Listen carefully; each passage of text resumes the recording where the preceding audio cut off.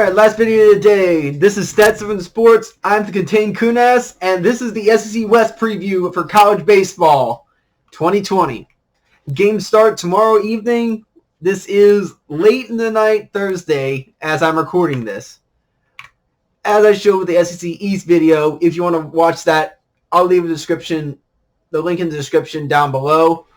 But here's the preseason top 25 for all the teams in the SEC. Vandy 1, Mississippi State 5, Arkansas 7, Auburn 8, Georgia 13, LSU 17, and A&M in 21. As you can see, it's 5 of the 7 SEC West teams are ranked in the preseason polls.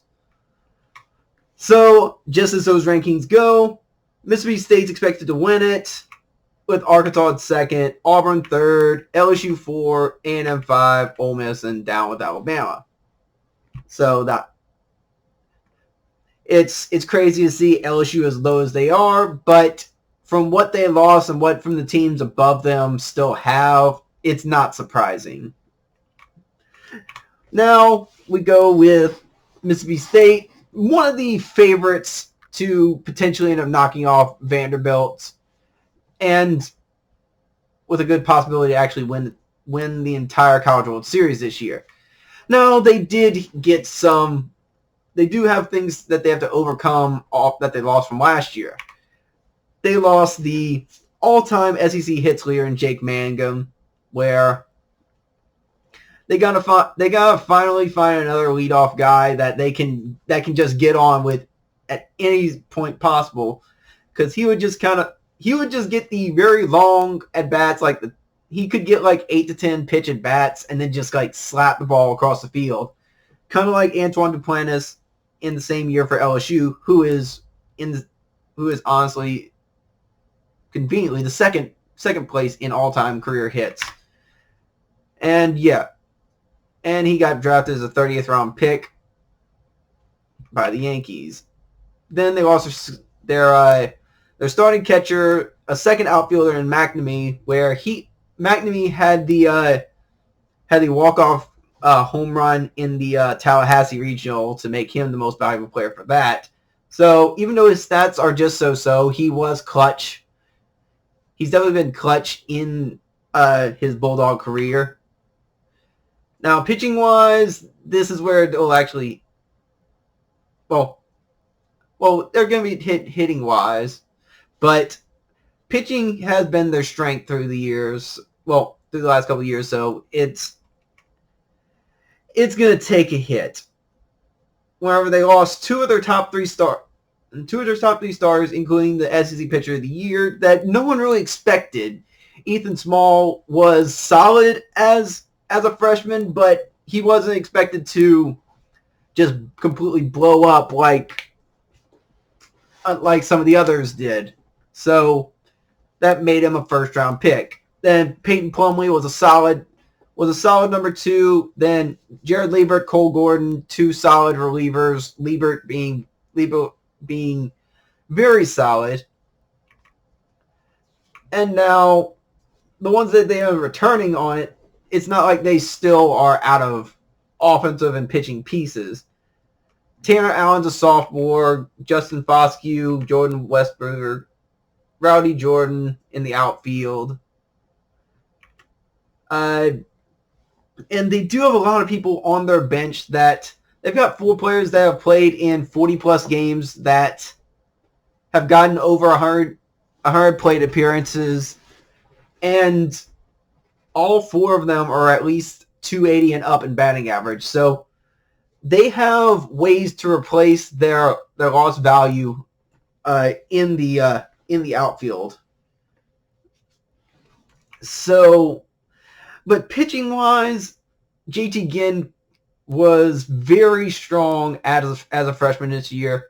Most people were expecting Plumlee to be the number 2. Ginn was clearly, at times, he was the best pitcher on the team. And until Small just went off towards the second half of the year for that SEC Pitcher of the Year title.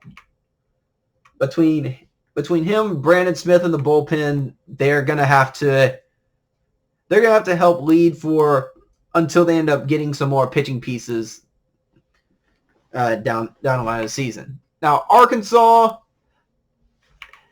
they were probably one of the best hitting teams in the league last year, and they lost a lot. Trevor Zell, their second baseman, who played primarily first base towards the latter part of the year, but he didn't get drafted and had a very good year. He signed as an undrafted free agent with Tampa Bay. Dominic Fletcher, he was one of the ones getting all the hype last year. He had a good year, 61 RBIs, 313, 11 homers, and that got him a second-round pick. Jack Kinley, he was the actual second base for most of the year, whenever they put Ezel at first, but both of them will probably be second basemen if they go in the pros. Now, pitching-wise, this is what's going to hurt for them. Arkansas hadn't been a great pitching staff.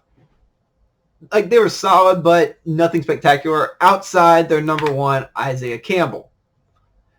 Now, he kind of came out of nowhere, just not as drastic as Ethan Small, but 12-1, 2-1-3, gets him drafted in the second round. Matt Cronin, their closer, 1.86 ERA with 12 saves. He was pretty much unhittable. And then their third starter, Cody Scroggins, got drafted as well. Now, despite them losing a bunch on despite losing a bunch of their lineup, they're still going to be stacked on the batting order because they still have Matt Goodhart, who had a really solid year, basically as their DH. They might put him out in the field if his fielding gets better. Heston Kjerstad is highly considered to be the expected MVP of the SEC. So hype is way up on him. 17 homers, 51 RBIs. You can see why. Casey Martin, still a very solid shortstop. See, what Arkansas has a lot of now, they have a lot of juniors that would have been draft eligible sophomores. So they're all coming together at the same time, kind of dealing with any sort of growing pains at the same time, and they're very experienced at this point. Just Christian Franklin, the outfield, quick, solid freshman year. They get their catcher back. Connor Rowland is the only pitcher that really started for them, and he was okay as a freshman, but they don't really have much after it. Patrick Whitlander in the bullpen. He'll probably end up having to be that second starter. And then it's just bullpen arms they got to figure out. Now, Auburn. They just lose their left side of the infield, and pitching-wise, they just lose their third string, their third pitcher, their Sunday pitcher for the day, and everything else is really staying intact. So, I know they're picked to be third in the division, but I can see Auburn being that sleeper team that could surprise everyone and just end up winning the whole conference, getting a top 8 seed. Like, Auburn should host. They should at least host a series, a regional bid. They have plenty coming back. DH, first base, second base, 2 outfielders. That's the 2/3 of their lineup right there that were starting from last year. The only thing they really have to replace is shortstop and third base, and then they already have a third outfielder, which unspectacular stats, but there's a lot of teams that wish they had that much experience left. Now, the one thing that Auburn's going to be able to kind of hold over a lot of teams in this conference, especially the lower part of the SEC East, and in SEC West is the fact that they have two aces, Jack Owen and Tanner Burns. Burns is going to be a top 10 pick coming next draft. At least a first round pick. Jack Owen is a lefty that has an ERA below 3. He may not have pure strikeout, like just pure wipeout stuff, but having two aces on a team, you're going to win most of your series in the SEC and in non-conference.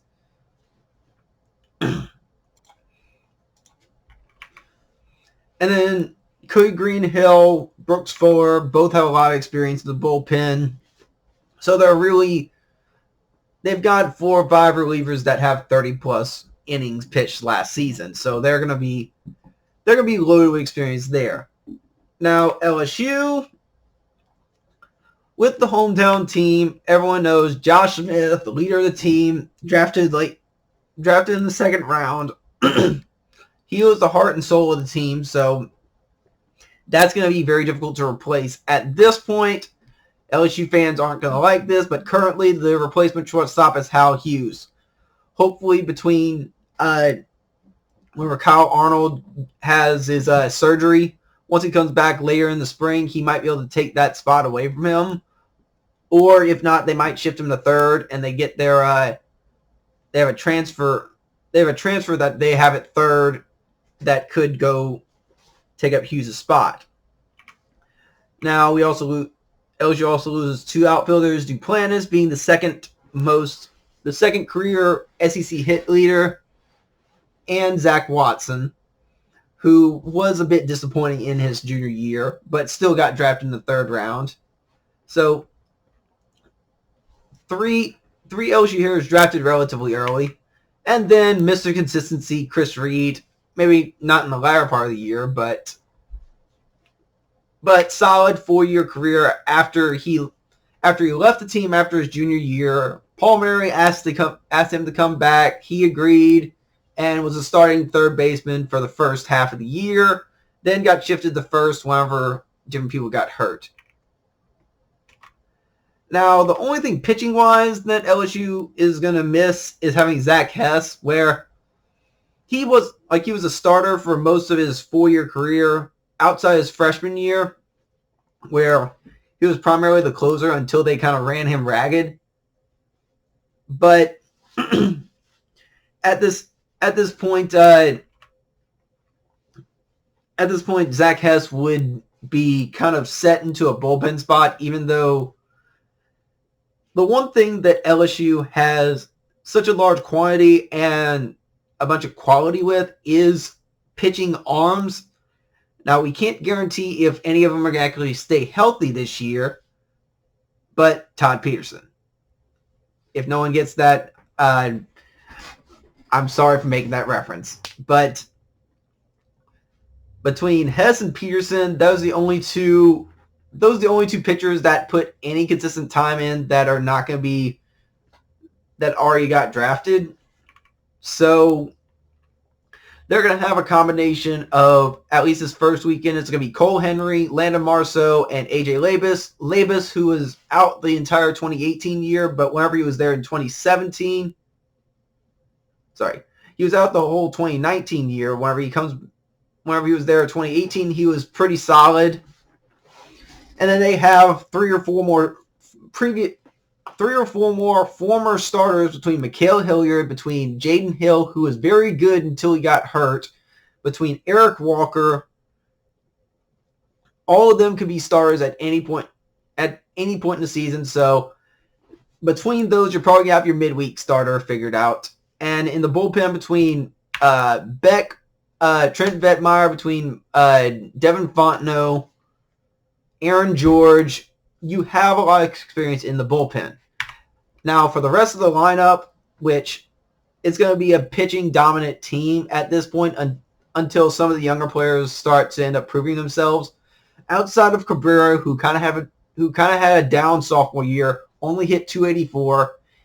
If he's going to be a higher draft pick this year, he's going to have to hit at least over 300 and probably get 15 or more homers.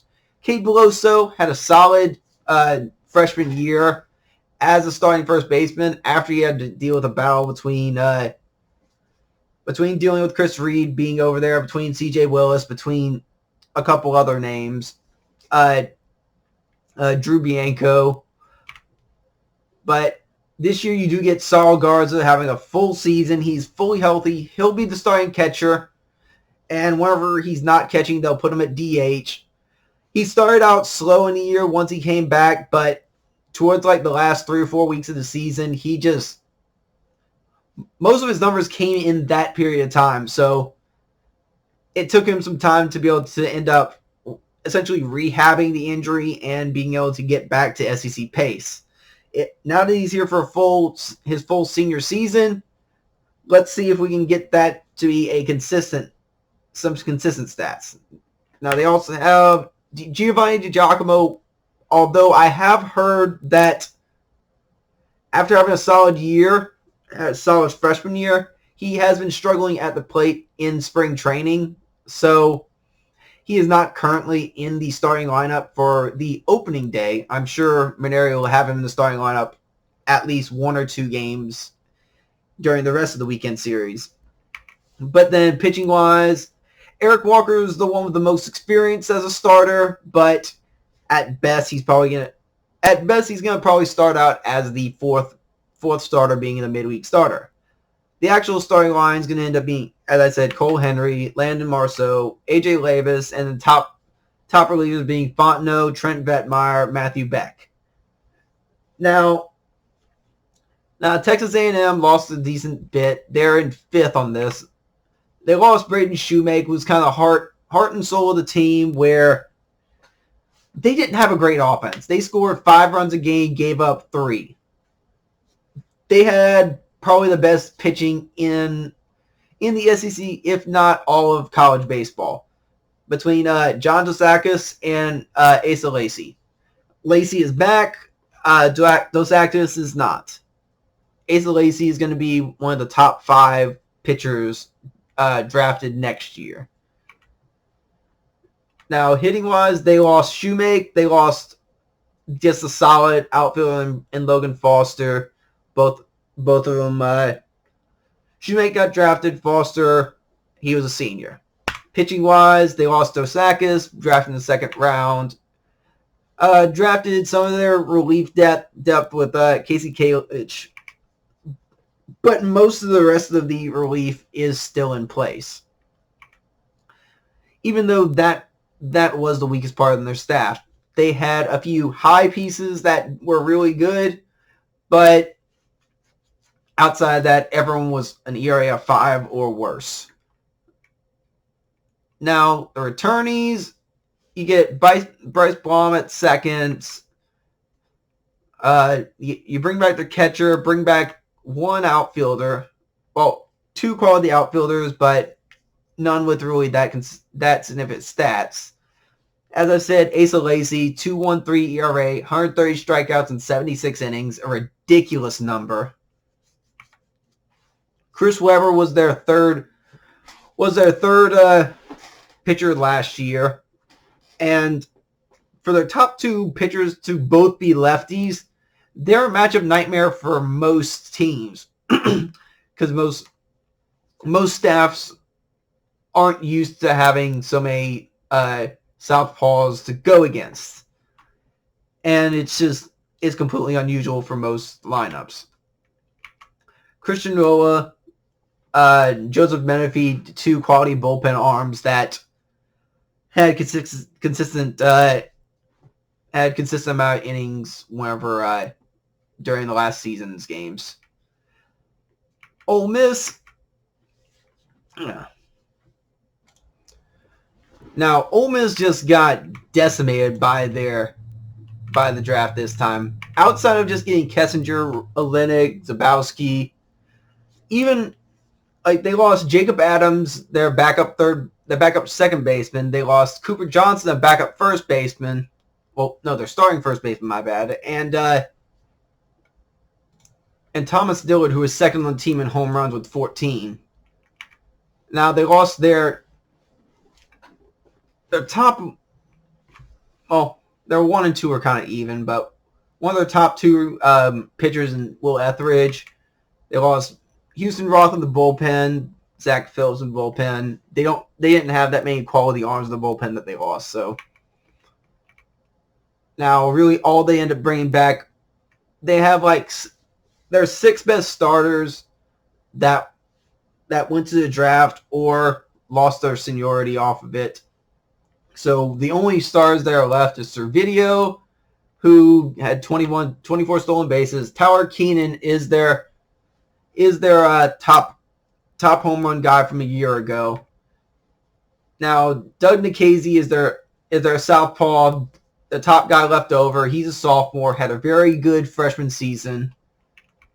Gunnar Hoglund's going to have to step up and be a quality number 2. He's going to have to lower his ERA by at least a full run.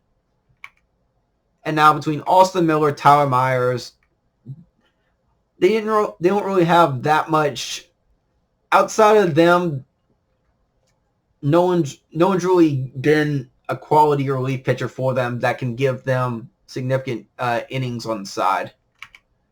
And last, we get Alabama, who has been consistently in the bottom cellar, which whenever we think of Alabama, nobody thinks of baseball. So nobody's going to pity Alabama for being low in one of the big major sports. Unfortunately, we can't switch it up to where it's sometimes they'd be actually solid in baseball instead of always being good in football. So go away, Saban. Now, they lose most of the outfield and Moore McCullough at second. They lose both of their top pitchers in Sam Faraday and Brock Love, and they lose a couple bullpen arms where they're gonna be decimated this year on the mound. They lose their top 2 arms where outside of Kentucky and Missouri, they probably have it the worst in the league. So, but they do return a little bit. Their third outfielder, who actually has the best stats, Tyler Gentry, and most of their infield is back. Now, the only pitcher that had any sort of experience actually starting games is Tyler Rask, and he started 12 of his 15 appearances. 4.14 ERA, not really a strikeout pitcher, but it's something that they had to deal with as a third. The number three guy on Sunday is going to have to be the number 1 unless someone can decide to step up, or if they can get a transfer pitcher to come in. Now, you got Garrett Brooks, Chase Lee. The only ones really have that. They're actually very good relievers. Any reliever in college baseball that has an ERA below 3 in a Power 5 conference, especially in the SEC, you're a very good reliever, and you are going to get drafted for that, especially if you have quality 92 to 95 at least speed on a fastball, or if you have a bunch of junk, which ain't that fun to watch. But this is the last video of the night.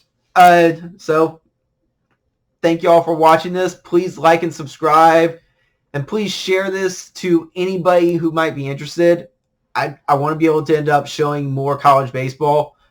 This ended up being a little bit of a rush, but I am going to go more in depth with some of the LSU stuff for the locals, or any of the ones that are going to be more relevant for the top of the line college baseball. So, yeah. With that all being said, I'm Dictating Kunas. This is Stat7 Sports, and I'll see y'all next time.